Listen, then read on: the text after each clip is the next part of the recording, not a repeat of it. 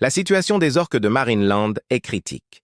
L'urgence d'un sanctuaire marin de proximité est un défi majeur. Pour les transports lointains comme le Canada, les risques de stress intense, de blessures graves, voire de crise cardiaque, sont trop élevés. C'est pourquoi la quête d'un sanctuaire de proximité sur la Côte d'Azur, en Italie ou en Espagne est primordiale.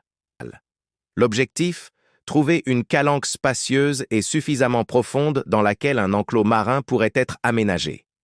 Pistes explorées et leur réalité. Amélioration des conditions sur place à Marineland. Les idées de télé-réalité via YouTube, caméra 24 heures sur 24 pour la transparence et le financement, représentent un effort louable pour générer des fonds et montrer le quotidien des orques. Elles pourraient servir de pansement temporaire face à l'urgence financière. Cependant, elles ne résolvent pas le problème fondamental de l'espace confiné et de la qualité de vie à long terme dans les bassins. Le raccordement d'autres bassins existants, bien qu'intéressant sur le papier, se heurte à des défis techniques, profondeur, qualité d'eau, travaux gigantesques et financiers colossaux. Défi. La création de sanctuaires en calanque. Les filets doivent être fabriqués avec des matériaux ultra-résistants, fibres synthétiques de pointe, être conçus pour résister aux forces colossales des orques et aux conditions marines et être ancrés de manière complexe. L'enrochement, bien que rapide pour des travaux maritimes classiques, est totalement inadapté pour confiner des orques.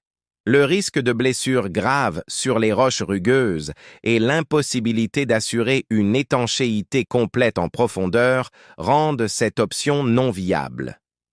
Utilisation des étangs côtiers. Malgré leur grande superficie potentielle, comme l'étang de Thau avec ses zones profondes, 32 mètres, ces environnements présentent des problèmes majeurs. Salinité fluctuante, néfaste pour les orques océaniques, eau souvent trouble, stressant pour des animaux qui dépendent de leur vue, et impact écologique sur la faune et la flore locale, risque de prédation ou de maladie pour les orques. C'est pourquoi peu de projets aboutissent.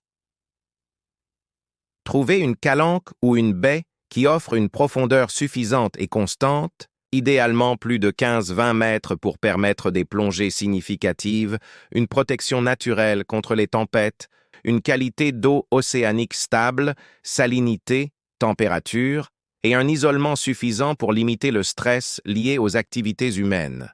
Les enclos marins, ils ne sont pas de simples filets de pêche. Ce sont des structures sophistiquées, souvent en acier inoxydable ou en matériaux composites de pointe, avec des câbles résistants à des tonnes de pression. Ils doivent être conçus pour résister aux orques, impossible à détruire, à percer ou à franchir par-dessus ou par-dessous. Résister à l'océan. Capable de supporter les courants, les vagues, les tempêtes, la corrosion marine et le biofouling. Organismes marins qui s'y accrochent. Sécurité des animaux. Absolument sans danger pour la peau des orques. Pas de frottement, pas d'arêtes vives, pas de pièces mobiles dangereuses. Qualité de l'eau et surveillance. Bien que l'environnement soit naturel, la surveillance constante de la qualité de l'eau, polluants, algues toxiques, est cruciale. Le Whale Sanctuary Project au Canada, par exemple, a un budget de plusieurs dizaines de millions de dollars. Le personnel qualifié, vétérinaires marins, biologistes, soigneurs, 24 heures sur 24. L'alimentation des orques, des tonnes de poissons de qualité. La maintenance constante des infrastructures, inspection, nettoyage, réparation. Les soins vétérinaires, médicaments, matériel. Financement, trouver des fonds massifs et pérennes est l'un des plus grands obstacles. Cela repose souvent sur la philanthropie, les dons du public et parfois des aides gouvernementales ou des fondations.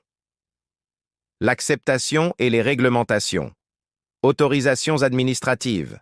Les permis de construire et les autorisations environnementales sont très complexes à obtenir pour un site marin. Acceptation locale.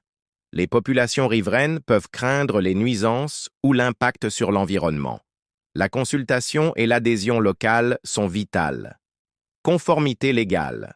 Le sanctuaire doit respecter la loi française de 2021 qui vise la fin de la captivité à des fins commerciales et garantit des normes strictes de bien-être animal.